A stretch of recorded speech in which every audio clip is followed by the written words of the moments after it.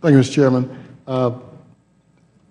Thank you for your service with FEMA. I'm sure it hadn't been all roses, but thank you nevertheless.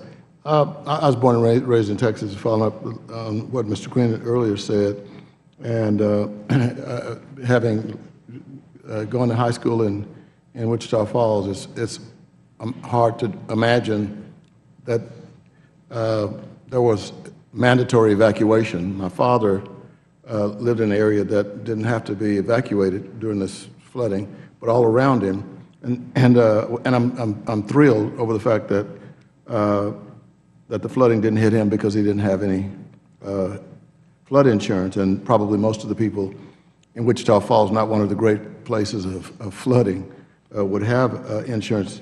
And Mark Hanna of the Insurance Council of Texas has said that he believes less than half of the homeowners, half of them, have flood insurance.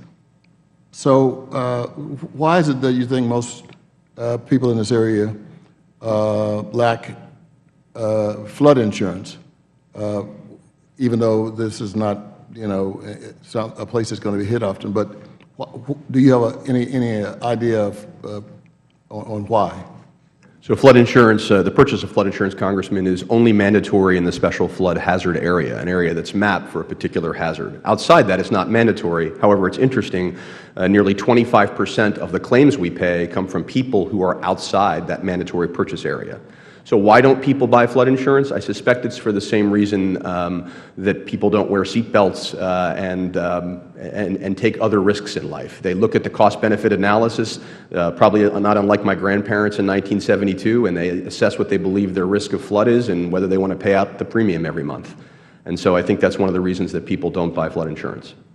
But even if they do, there's something wrong with the way insurance companies process claims.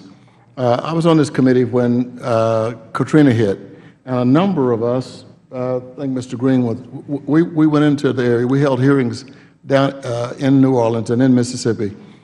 Senator Trent Lott's house, I stood on the stoop of his house. That was the only thing remaining. The same thing with Congressman Gene Green was the stoop. Nothing else was there.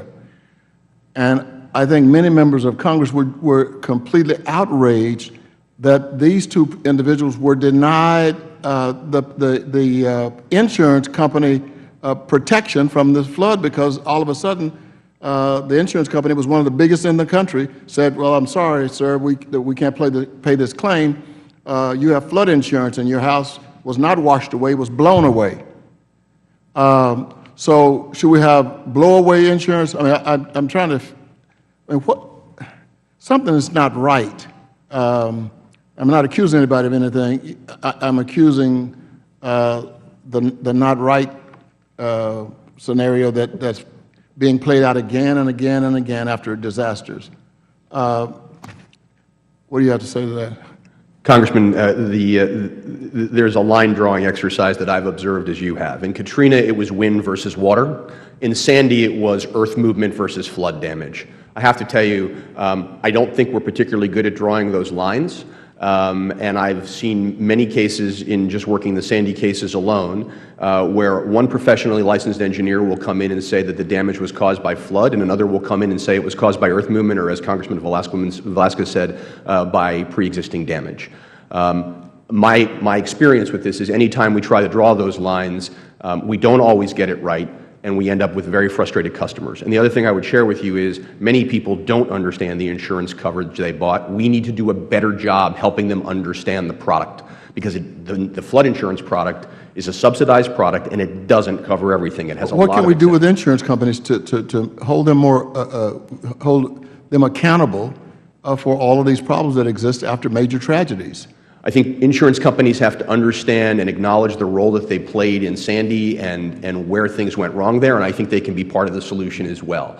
And I think to the point I made earlier about better governance in the network, how do we hold those companies, adjusters, agents, bankers, others who communicate with policyholders more accountable for helping them understand what they're buying and what their risk is? We all have to do a better job at risk communication, and I think there's a number of interventions we can take there. Thank you.